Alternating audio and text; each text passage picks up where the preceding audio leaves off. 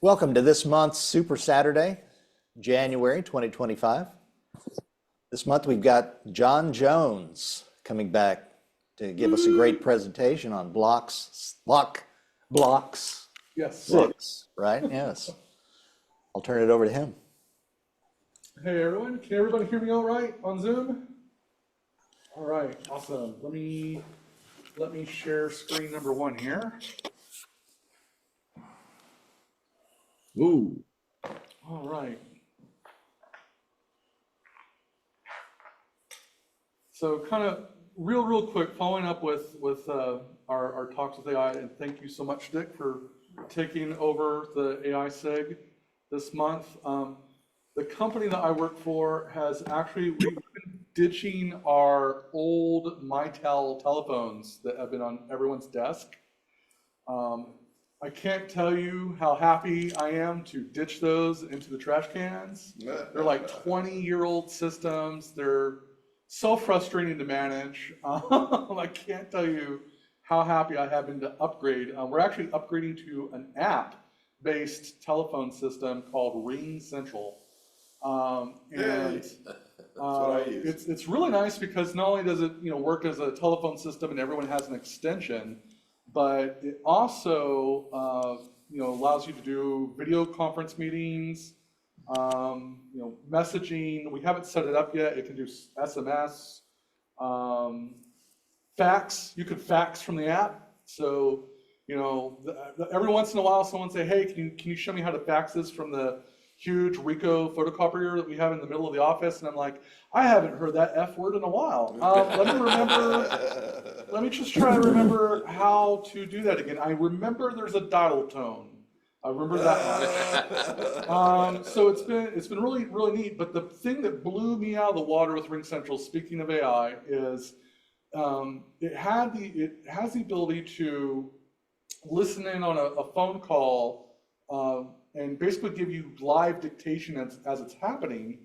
But when the phone call was done, it gave me a really detailed list of all the things I talked with that person. And at the very end, it said, these are the things that you're going to follow up with this person. That basically I promised I would tell that person I would do this, or I would get them this, or whatever they asked me to do or help them with. And it separated all that information automatically, pretty much as soon as we hung up the phone. And just having AI do those live notes and give me those little bullet points to follow up on is already making my job so easy. We've only been using this app a week, but when I get phone calls in, and sometimes, especially I get them all. My busiest time is probably between 12 o'clock and 2 o'clock. Everyone likes to call me during lunch period, which is usually why I end up having to take lunch period later in the day. But I digress. Just the ability to get all that information as soon as the call's done so I can put it on my to-do list has been really helpful. So moving on to web design, for those of y'all that have known me for a while, web design has always kind of been a side passion of mine. Y'all might remember I used to run the Apple Core website, and it's changed different forms over the years. We have someone have the mic on? Yeah, I think I put my sound off. Turn the mic off. the No, microphone. it's a toggle. I had it off. It's not me echoing, I don't think. So, Oh, my sound, my voice is coming in. yes. So click that. All right. All right, there we go. Muted mic. All right, where was I? Okay, so I've used a lot of different web design apps over the years. I remember starting just with a simple text editor and doing everything quote unquote by hand. Dreamweaver, I think, was the next app. Back when it was Macromedia, before it was Adobe. Now it's Adobe Dreamweaver. I've used, Ray had was it RapidWeaver? I think it was RapidWeaver. Ray really liked RapidWeaver. I did use RapidWeaver for a little bit. WordPress, I used that for several years, and depending on some projects, I still use it from time to time. Adobe had an amazing app I really loved called Muse, and then they killed it and made me really, really sad. So after all these apps, I'm always kind of looking for an app to make things easier because, well, I can jump into some of these websites and tweak the code or update the code manually, so typing it all in. I hate doing that. I would rather design things than type things if I can. And what's really nice about Blocs is it does just that. One of the last major projects that I did was actually our company website. I know I've talked about it before, but this entire website was made with Blocs. So there's a couple nice things I really like about it. One, it's really easy to work with the media and photos and video that you can bring in and interface with it.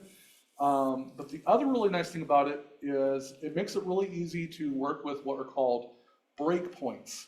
And breakpoints are actually really important nowadays in web design because people don't just visit websites on a desktop anymore.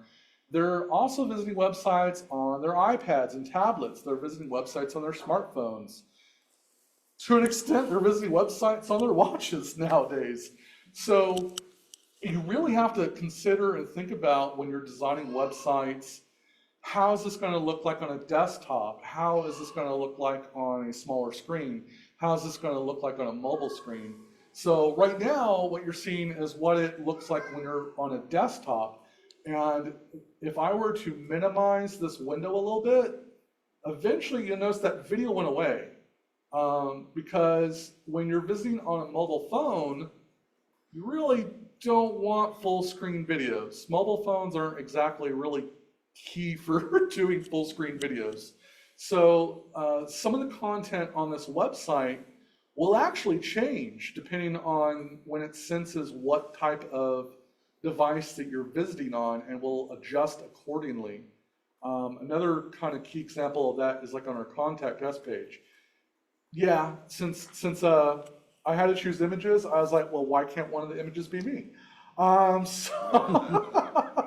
But even on this website here, on this page here, the contact page, same thing. If you're visiting on a mobile device, those images kind of get in the way. So I have it where when it's on a smaller screen, it breaks those images, they go away, and it ends up going to just the logo.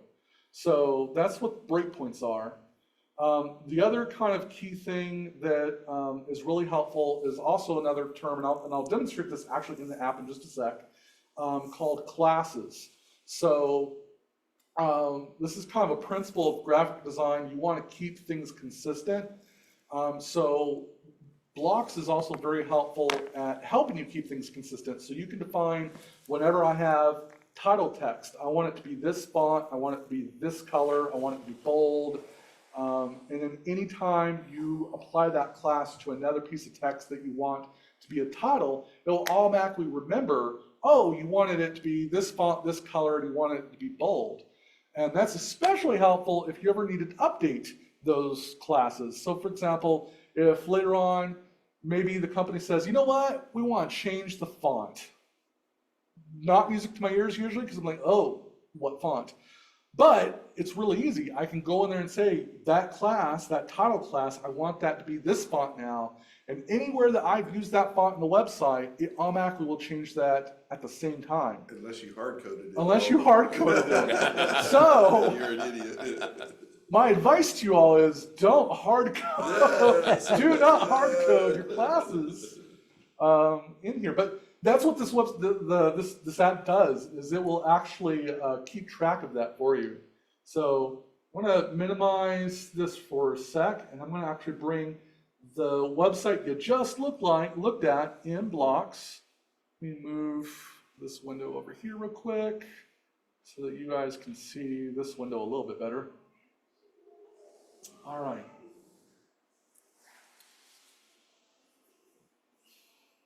So first things first, if you're starting fresh, I'm just going to say new site real quick. If you are starting fresh, Blocs has a lot of templates already built in.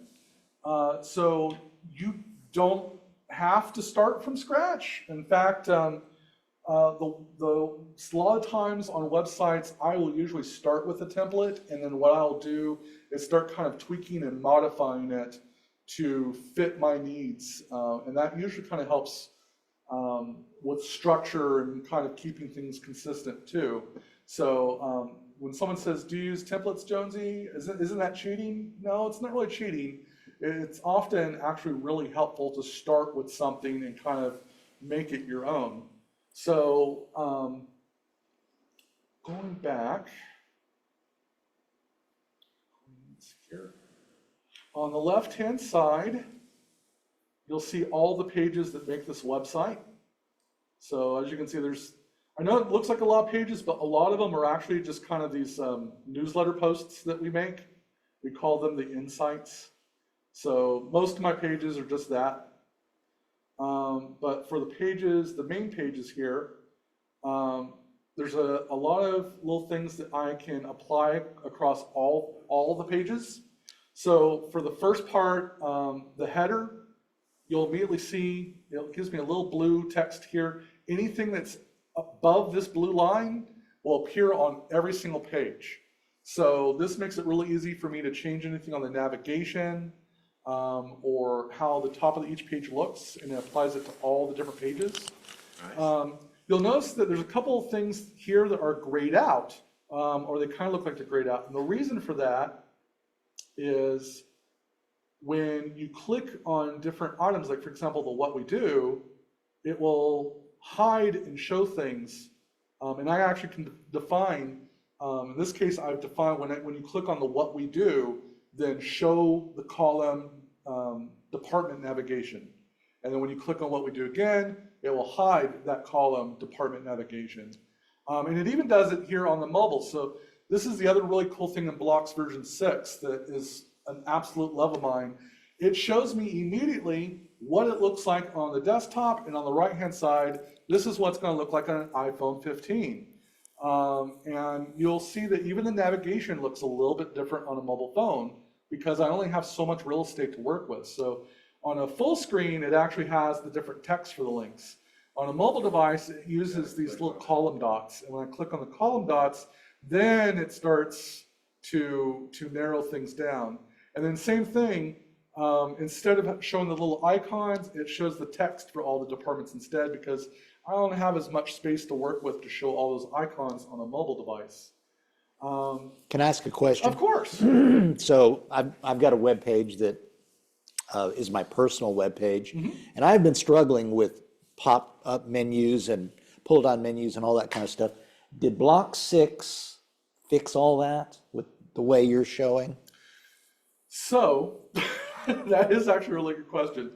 What this part here that I just showed you is probably like my piece de resistance that I worked on for a very long time to get just right. Yeah. It took some experimenting, but I finally got it the way I wanted. But the trick is actually when I go in here and I click on the what we do, the right-hand side, a lot of times on the Mac side of life, we call the right side usually the inspector. There's interactions. So in this interaction, you can actually have it do a lot of different things. And this interaction, I'm calling it toggle visibility. And then when that does that, let me see if I can get, okay. So let me also show you guys real quick. If you change on the left-hand side from navigation to the tag, what am I trying to say here? The left-hand side can also be toggled so you can actually see your rows, columns. That basically breaks down all your tags. If I go down here, this particular column, I gave it an ID. And I gave it an ID, I think WWD nav, department navigation. So again, if I go back to the what we do, my interaction type is toggle visibility, and the target ID, because I ID'd that column as WWD nav, essentially every time I click on it, and that, by the way, that interaction, it could be an image, it could be a button, be a variety of different things. Essentially, it'll either make visible or make invisible that particular navigation. So I could do that to an image, I could do that to text. In this case here, I did that to an entire column. So everything in that, or actually I should say row, everything I did within that row for those different icons will basically appear and disappear every time I click on that. Can you do that for a whole page? For a whole page or just for a row? So that's just for this column up here. Okay. It only affects things on the page. So unfortunately, you can't toggle visibility on one page and have it apply to another page. Okay. It won't let you do that. So it's whatever's on that page specifically. But knowing that this little toggle interaction trick is actually quite helpful. You could do also all sorts of different things with it. So for example, when this image is selected, my interaction now changes to navigate the page. And I tell it I want to navigate it to the project management page. So this is the interactions that you can do are actually really wide and varied. You could even have it where if you're at the top of the page and you want it to go to a specific part of your website, you can have it scroll to a target. It can do things with e-commerce, so you can actually use this app for setting up your own shop on the internet. It actually works with a lot of different e-commerce shops as well that are on the internet. You could change classes. You can have it where it emails somebody. You can have it download a file if you want them to be able to like download a PDF or zip file. So the interactions are wide and varied. You can do all sorts of different things with that. And then at the bottom, there's another blue line at the very bottom. This is the footer. So anything below this line shows up on, again, every single page. In this case here, I have kind of what I'd like to call like a breadcrumb menu. So it also gives quick access links to all the pages that are on this website quickly if you don't want to use the navigation on top or you don't want to scroll all the way back to the top. Or you can also even cheat like me and you can have the navigation always stay at the top of the screen as well. So that's an option that you'll see available, is to make the navigation sticky. So when you make the navigation sticky, you'll always be there at the top too. So kind of going back to classes, I'm going to go back to the home page here. Can I ask another question? Of course. Sorry. When you have a page that is long like that, and you've got a sticky navigation at the top, when you're down at the bottom, do you have a way to get back to the top rather than just scrolling? You can. So that can be done a couple different ways. Let's see here, let's go back to that page we were just on. So you can have it, I think there is actually an option in the settings to have like a little button appear here that scrolls to the top. But remember I mentioned that in interactions, there's also the ability to scroll to a target. If you do that kind of interaction, you can have it scroll to the top of the page too. Because essentially you're basically defining what part of the page it's going to, whether it be the top navigation or I also advise for most people to name your blocks, and I'll explain what that means here in just a sec. When you're wanting to add to this page, you'll see these little blue icons. There's one at the top, one at the bottom for each section. If I want to add another section below this section, I just click on here, and it's going to ask me what do I want to add. So I can add a blank structure here. I can add another navigation. There's some built-in ones that are already kind of pre-designed for you too, to help you out. So like a photo gallery or just some text and an image. They have some here even like with the Mac and an iPhone if you wanted to show off an application. What people have said about your company. The list goes on and on. If you're selling something, your feature pricing for all the different things that you're selling, what people said about you, your social links, and you can add more than just the X, formerly Twitter, Facebook, Instagram, Mastodon. There's just about all of them you can add in there. There's a lot of different ones that you can choose from. So I'm going to pick this one here with the Mac. And it'll add that right in. And then from here, I can just click on anything here and change it. So remember I mentioned the classes. This one here, I named H2 since it's a header 2, Dunbar header. So Dunbar is the font that it's the logo font that I use for Alfred. And then the color that we use is this specific burgundy. And if I click on it, I can see all the colors in my swatches here that I use. And I can add more. I can go in here and even go and say I want them to be semi-transparent if I want to add transparency. And if I come up here and type in H2 Dunbar header, of course, it would help if I don't want to change that. Let me go back. Here we go.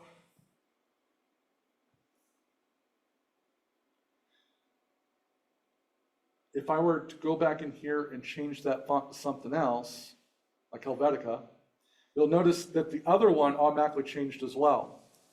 So that's what I mean by managing your classes. You can decide, this is how I want all my body text to look. This is how I want a main header to look. This is what I want a subheader to look like. And then that way, when you come back in here and you need to change the font at any time, you can quickly change one and it will adjust and change all the others. And then I can even quickly go in here and change that. And down here, that's here, down here.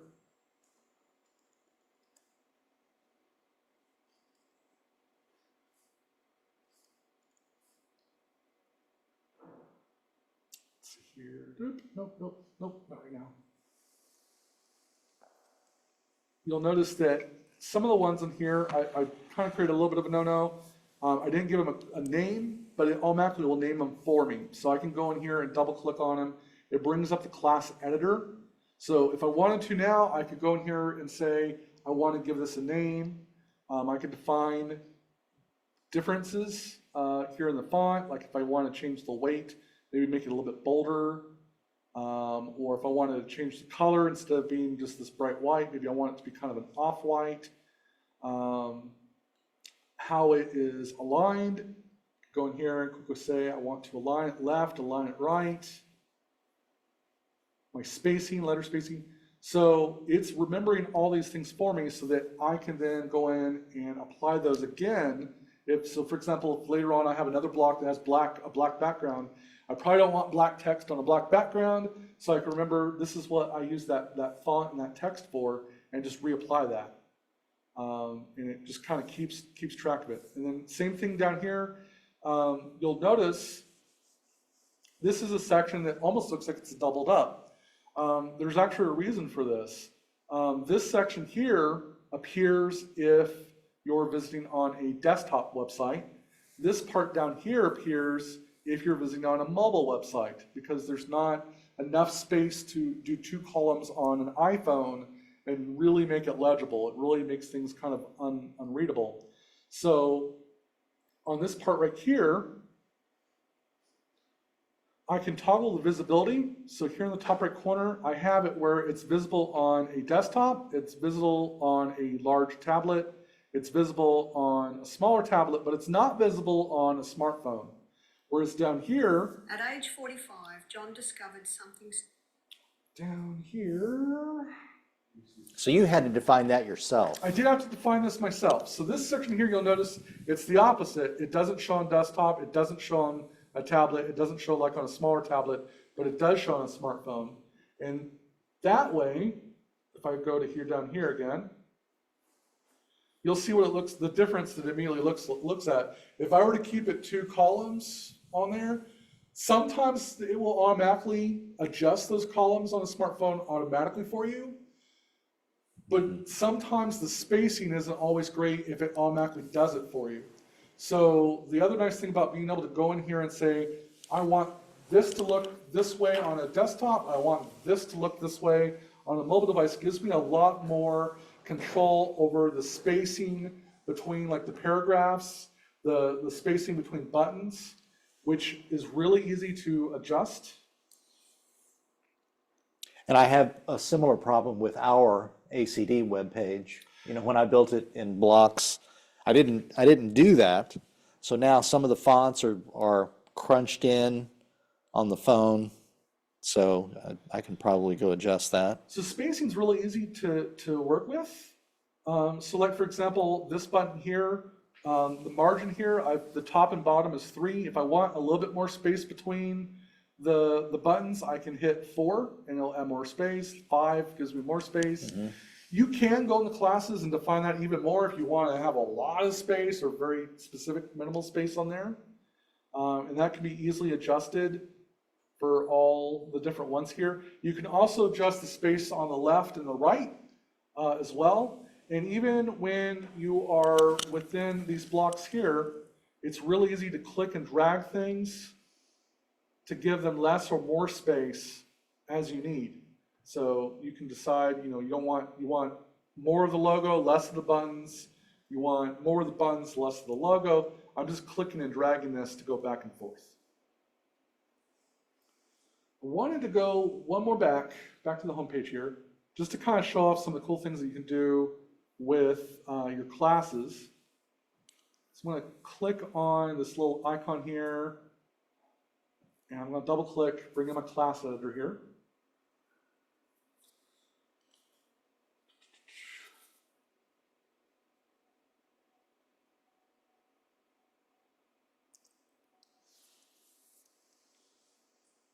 Let's see here.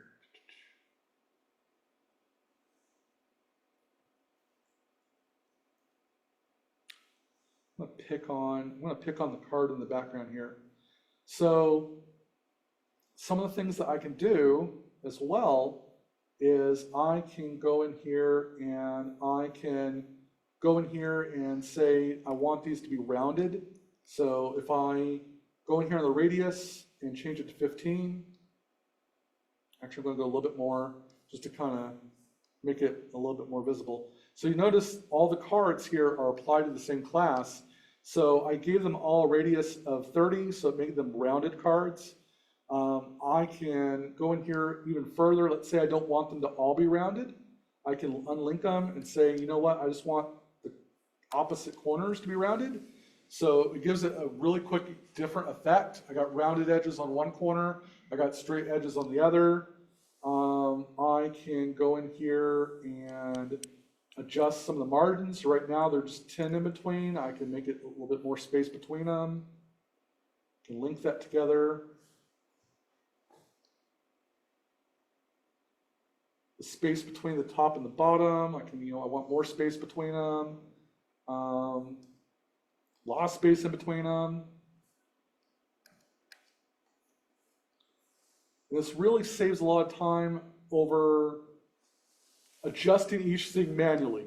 I can't tell you guys how much this saves time when you start applying names to all the different things that you're making, because you may want to reuse assets over and over and over again. So this allows me to quickly and easily do that. How tall they are, maybe I want them to be larger. No, that doesn't look good. Still doesn't look good. You know what? 250 was about right for these. The gradients, how I want the gradients to look. If I want it to be a little bit darker and just a little bit of white there in the corner. I can change the angle. Maybe I don't want it in that corner. I want them to be in this corner. How I want it to blend. If you guys use Photoshop a lot, the multiply, screen, overlay should look very, very, very familiar to you. Since there's really nothing underneath, these only really come in handy if you have maybe like an image underneath. But you could do that if you wanted to. And there's actually quite a few other cool things that I can do with these. So another thing that I can do is I can define what it looks like when I hover over it. So you'll notice that when I hover over it, the the lighting changes. And I did that on purpose to make it apparent that you can interact with this section. If you click on it, it's going to take you somewhere. In this case, it takes you to the project management page. So if I go back in here in the class editor, and I go into what it looks like under a hover. So I'm going to go back into colors. I'm going to go back and hover. Let's say I change this color to orange. Now when I hover over it, now it will show me an orange gradient. So I can go in here and change how things look as people interact with different objects. Links as well. So how it's when they're hovering over it, when it's in focus. If they've already clicked on it before, I can have it be a different color because they've clicked on it in the past as well, which is really, really handy. And then I can also go in here and add animation. So if I click on this whole part here, and I'm going to go over here because sometimes I find it easier to click on things on the left-hand side versus clicking on them direct, just because there are some times when there's so much going on, you want to make sure, you want to make sure you're clicked in the right area. Is there a hide in the left column if you want to? Yeah, so I can add, let's see here. Right now it's just set regular, but I could have it like where it fades in. I can have it where it zooms in. Oh, nice. Pulls in, flips. So real quick, if I were to, let's say I add the flip thing on all, oh, no, not that kind of flip. What did I choose for That that? was a crazy flip. I went crazy. Flip X, okay. So that was flip Y, wasn't it? Yeah. So flip X, let's see here, flip X. And then I can also hit delay. So now if I go in here, I want to say, I want this to delay 0.4 seconds. And I want this one to delay 0.6 seconds. And now, when we scroll down in that section here, of course it doesn't do it right because I'm demonstrating it. Presenter's There we go. You can add a delay of when that animation actually happens in, and you can do all sorts of fun effects that way if you wanted to. Where it appears on there is kind of cool. Yeah. All right. What One is of the the thing that you did to trigger the thing? so on these You ones did here. a bunch of inspectors and set the timing, but then what was the final trigger? So this, the trigger is as it appears on screen. So when the person scrolls to that part of the screen on the website, it will trigger it. Now, if you don't want it to do that, you can actually have it where it only does that when they mouse over. So if I mouse over, I can have it, let's say shake. So, Shake it off. did I apply it correctly?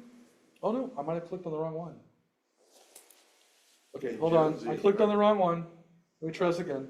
I'm interested So- in that chili cook-off. Oh, I'll have to remind you guys when the next one happens. Let's see here, card.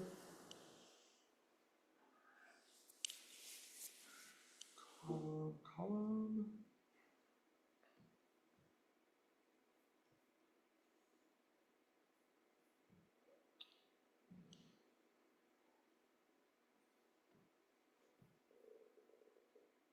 Oh, sorry, animation, mouse over, and when it mouses over, let's say I want to do ta-da. So now, when it mouses over, I can have it do a mouse instead. Yeah. So I can, and you notice that it also did both. I defined it on time, and I also defined it on a mouse interaction. So I can have it timed as well as when the mouse goes over it, in this case, it does the ta-da shake on there. So I have been mostly using animation sparsely.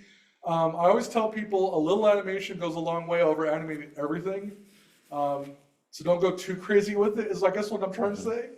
But Like adding it on Canadians, some let's see things how many can, fonts we can get on right, page. yeah. Yeah, there is a little bit of that too. Now, The other really cool thing about Blocs is it allows for you can actually install additional blocks into this app. Let's see here, where, just import, no, not. Are each of those squares called a block? So each section is essentially called a block. So when you want to add one, again, that's where the little blue plus appears, and then you can add another block section in there. Each block section also can be named. So, you know, this section here I named feature cards. If I wanted to add navigation that goes to that section from the top of the page, I could. I really do recommend naming your blocks just to kind of keep things a little organized. At some point in there, they start calling things bricks, right? Right, so when you get into here, then you can add these little smaller ones, and those are called bricks. And you can also install additional bricks. I'm just trying to remember where I installed. I don't remember if that's in settings or. You have to buy them? Some of them are free, and there are some that designers sell. Is it Extension Manager? It is Extension Manager. There we go. So there's a lot of different ones that you can add. This one here, the chili cook-off one, is actually one I've added. So what that brick does is when you hover over it, it gives you additional text and a button to go over to go over. You do all sorts of different things on it. You can have it when you hover over it, it changes the image to something else. Another little additional extension brick that I added adds waves to a website. So last year we raised money to send one of the people I work with and their son on a cruise his name is Graham, to help him out. And since it was cruise themed, I thought adding this kind of really neat wave look was a lot of fun. You designed that, or you got that from So someone? that actually came from the Blocs website. It was I think that one was a freebie. Okay. And then you could define like what colors you want the waves to be, and it just kind of automatically goes in there. And I can even go into that page specifically. Oh, there we are. I can even go in here and say what colors I wanted them to be and how high do I want the waves to be. I can define all that. So, Wow. that when you go to the Blocs app, and that's actually just blocsapp.com.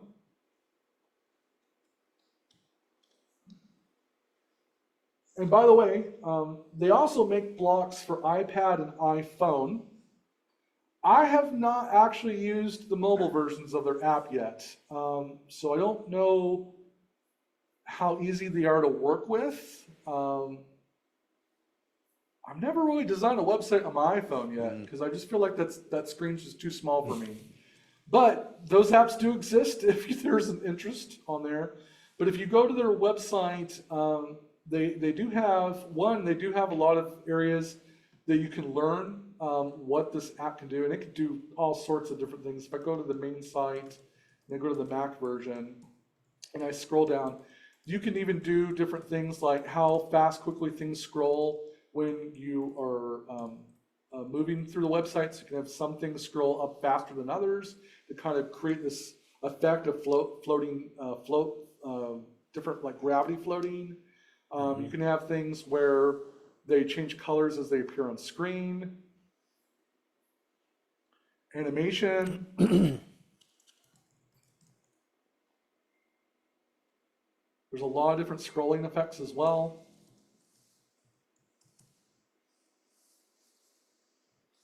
I haven't really used Apple Intelligence with Blocs yet, but the writing tools are there too.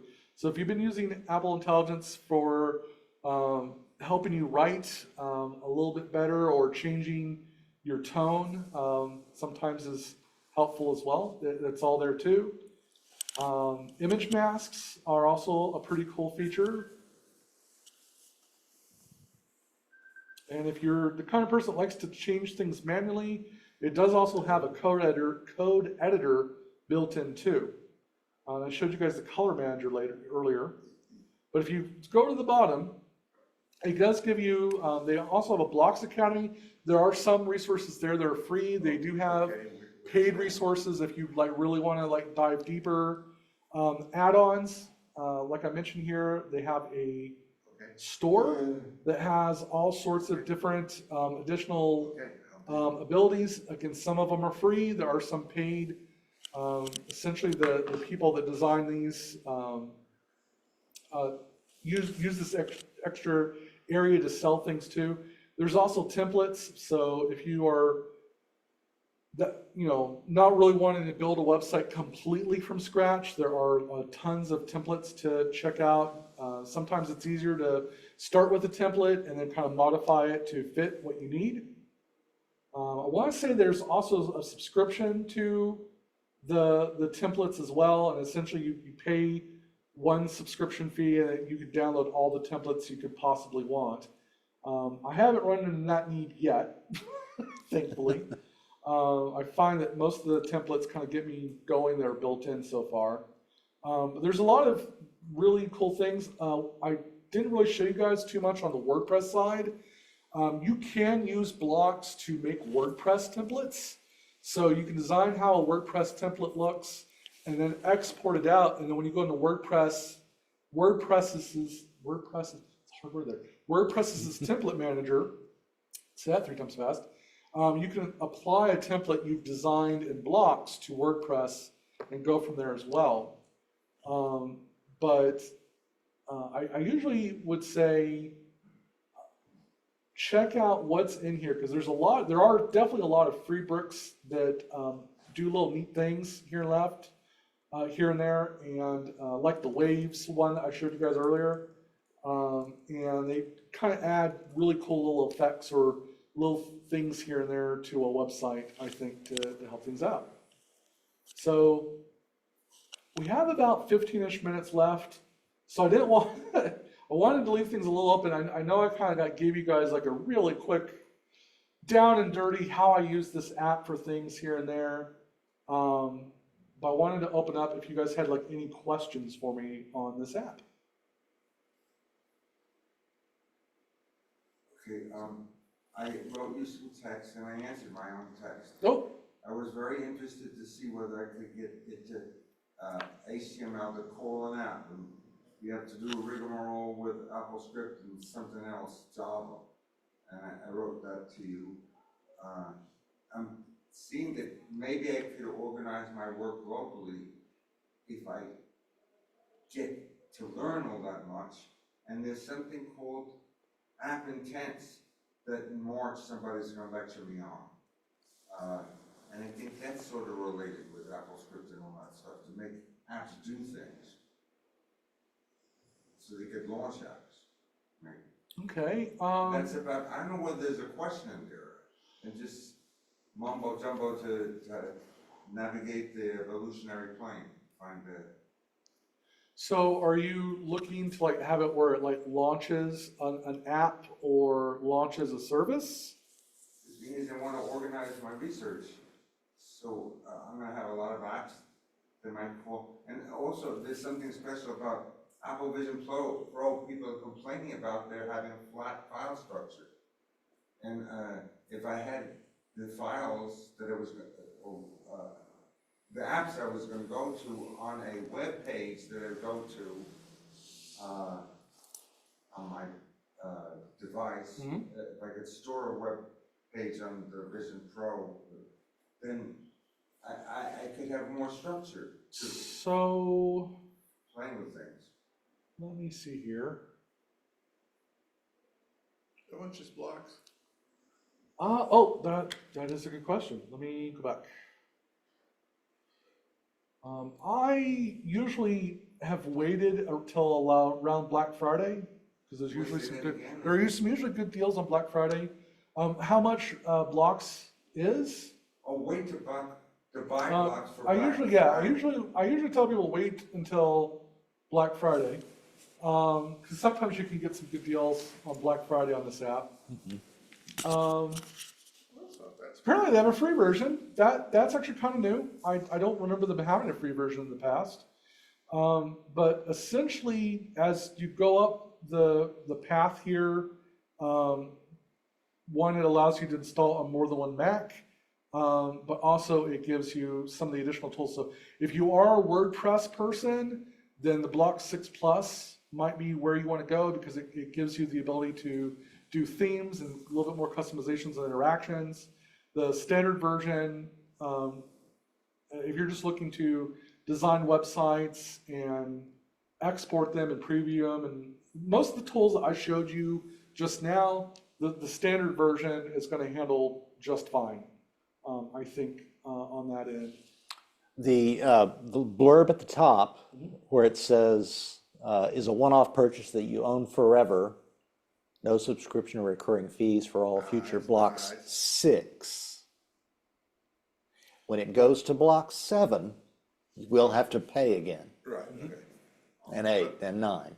Which I will say with this guy, I've noticed that he doesn't. Which I do. He doesn't do like an every year thing. I want to say like every other year. Every other is a year. new version, or maybe every other year. And it's so nice, I just pay it every time, you know? And he usually launches new versions, funny enough, around Black Friday. So. And if you own Blocks 5, that price is less to go to Block 6. Can you make transcripts of the meetings so that they could look back? We're recording. But but also will that have a transcript associated with it? You know, With those? we haven't done that. We haven't done that before. There's a way to do it on Zoom. We could do it if I enabled the AI transcript thing, which I haven't done yet. I just don't. Is it going to generate something that's pages and pages and pages? I don't know. Do we want to try that? The thing is, there's another thing you could try, and I don't know whether it's just a wish. The developer app, when they have a movie, like kind of a broadcast like this, 40 minutes. I think it's. you have a script, transcript underneath, and you can click on it as a playhead. So you can find your way around a script. You can do electronic searches on an external script. I don't know if the developer has an external script for key points, if you remember words or names of programs and stuff and spell them right. And then inside you could jump to the, well, no, you'd have to scroll. They don't have it so you can search. I don't know that you can search a developer movie, right? So there's scripting going to be integrated by Apple into things, and we can look forward to it at least, rather than bang our heads against the wall trying to invent it all by ourselves. Apple has always been really ahead of their time when it comes to accessibility. So I'm wondering if that's something they've built into like their video. I do know that the Final Cut Pro app that just came out does have the ability to use AI for taking your video recordings and doing what you asked. It will make a transcript of the video that you are. I did. I wanted to get 2 bits with a movie into a script and translate it to Spanish. And so it's possible. If I have a YouTube movie, I could make the script and mail it to you. Right. I mean, from what I've seen, there are a lot of AI features that have been doing that, where they've been taking the video from the audio, or excuse me, the audio from the video, and then making the transcript automatically. Sometimes they're on the point, and then sometimes they're like, that is not what the person said in the video. So I always tell people there's like a way to go in there and like quality check it by a human. Kind of going back to what you said earlier, Blocks does also have templates that allow you to do blogs. So if you are still a blogger, WordPress does have the ability to create your page how you want it to look. And then as you add or write articles, it will automatically put them together on the website and create the navigation and keep up to date like what the titles of all your blog posts are. So that might be something you want to look into if you're looking for a way to organize your thoughts and the apps that you find. You could start your own blog with Blocs or WordPress, or there's quite a few other blog platforms out there. Might be something looking into. A website in order to buy a website. So to a blog to myself. A lot of the blogs do require PHP to make them work. What's PHP? PHP is a type of scripting language that handles the information and how it's organized and how things work together. So you can set that up with places like WordPress.com, where it'll handle all that for you automatically. You don't have to worry about running your own PHP server and all that fun stuff. Blocs will do a lot of that too, but when you export your website on Blocs, you still need to put it somewhere. So you still need to have some sort of hosting service to do that with. You can't just stick the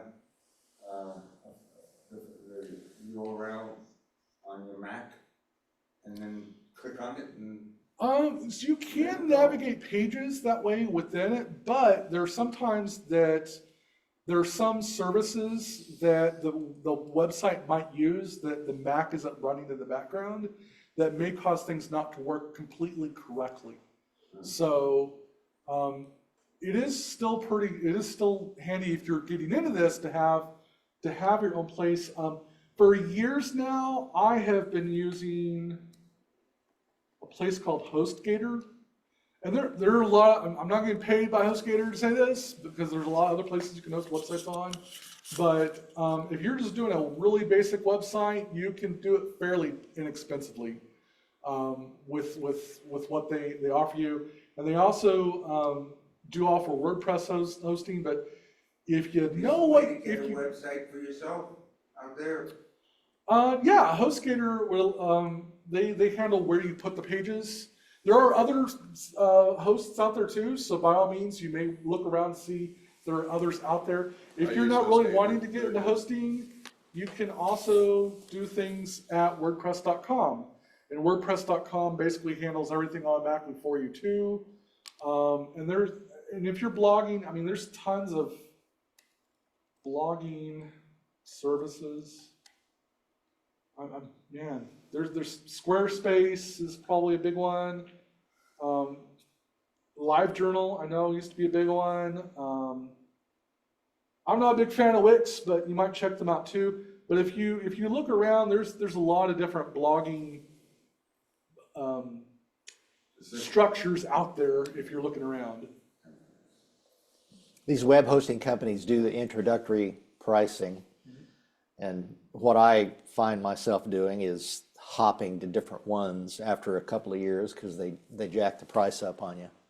I did HostGator, and now I'm on Namecheap. Now they're starting to go up, so I'm gonna have to look for another one. Yep. Unless- That's how I do car insurance. Yeah, very similar. Get on the internet. Oh, yeah. They jump around. My mom says I'm not faithful to State Farm, but I say I like saving money. Any questions on WordPress or web design? I know that's a lot to cover in an hour.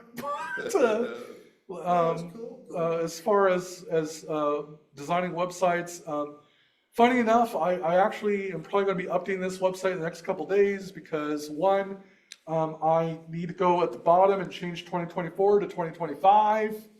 But like I mentioned, since that's in the footer, all I have to do is change that once, and it applies it to all the pages. So perks to using footers. And there's a couple other little links and things that I need to change as well. So that's on my to-do list for this week too. I also, this video up top that I was using is old. So I'm going to probably be changing that video out as well. So this is Blocs, and especially version 6, has really quite honestly, the feature, let me get this out of the way. This feature right here, the ability to see it on the desktop version and the mobile, what it's going to look like on mobile, this feature right here alone, I think was enough to say I'm upgrading. There were a lot of other features that made me happy for this last upgrade. The color management, I didn't really show you guys the asset manager, but when you import videos and photos, it keeps track of where those assets are in case you need to reuse them in other pages. You can just drag and drop or click on an image placeholder and then click on the image you want it to replace, and it does it for you. But the biggest thing when people ask me, what's the most difficult thing about web design nowadays? I honestly say it's making sure it looks good everywhere, because I do use statistics on my website to kind of track where are people coming from. But the biggest thing I honestly look at is what are they viewing? What are they viewing this website on? Surprisingly, at the moment, I would say 60% is desktop screens. The other 40% are mobile screens. So I always want to keep that in mind.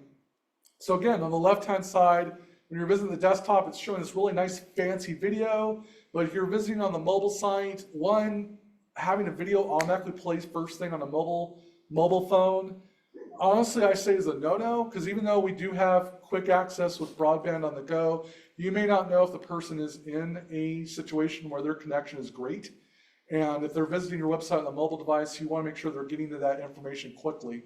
So on the mobile device, just notice I'm not playing a video automatically. It's just the logo up top. On the left-hand side, though, because they're on the desktop, I'm suspecting they're probably either hardwired in or they're in their work Wi-Fi or their home Wi-Fi. It's going to be quick enough to be able to push this video out. And these are kind of the things I'm thinking about as I'm making the website. How's it going to look on their desktop? How's it going to look on their phone? Do I want to tweak this where it doesn't show this on a phone, but it shows this instead? Or, if it shows on a desktop, I can show maybe a little bit more that I can't on a mobile device. And in this case, I want to show videos. So for example, the what we do, if I were to go to our creative media page, you'll notice and remind me to remove that feature title out. I need to remove that before I export this again. But on the left-hand side, let's see here. Let's see what we do, creative. On the left-hand side, I have more space to show this cool video of what we can do. But on the right-hand side, I just want to keep it really, really simple. So that's the biggest thing I tell people when it comes to web design nowadays, is just keeping that in mind. What are people visiting my site on? What's it going to look like on those devices, and adjusting to kind of fit those needs. So when it gives you your iPhone view there, is that like Safari, or is it Chrome, so you can see what it's like on Android, or what? You do actually have different browser choices and different screen sizes. You can also change your breaking points. So right now, there's large, medium, small, and extra small. I can go in here and say, even when I'm working, I could say, I want to see what this looks like on a really small screen, and work with it. Now, you'll notice real quick on a desktop, while I'm in editing, things look a little funky. So what people see, what people don't. When you're in editing mode, you see everything regardless if it's visible or not on the web. But you can go in there, you can adjust those breaking points depending on where you want them to be. And when you're in the preview mode, you can adjust what kind of devices you want to preview it on as well. So it gives you a lot of those things to work with.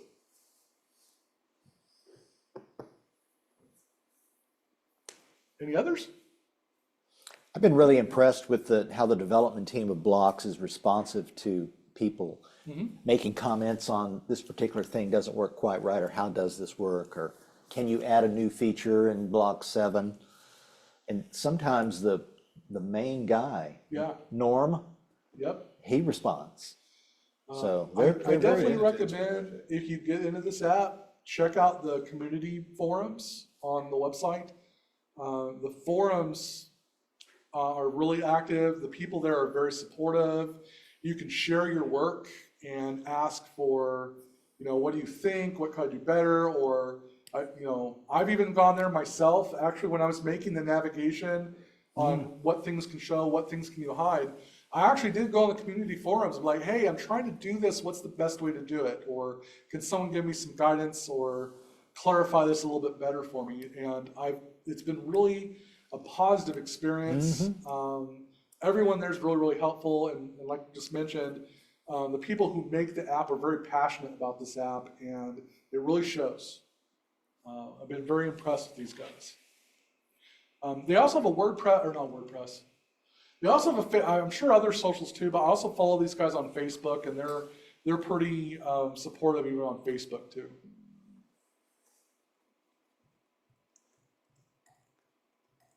Very good. Thank All you. right. Nice. All right.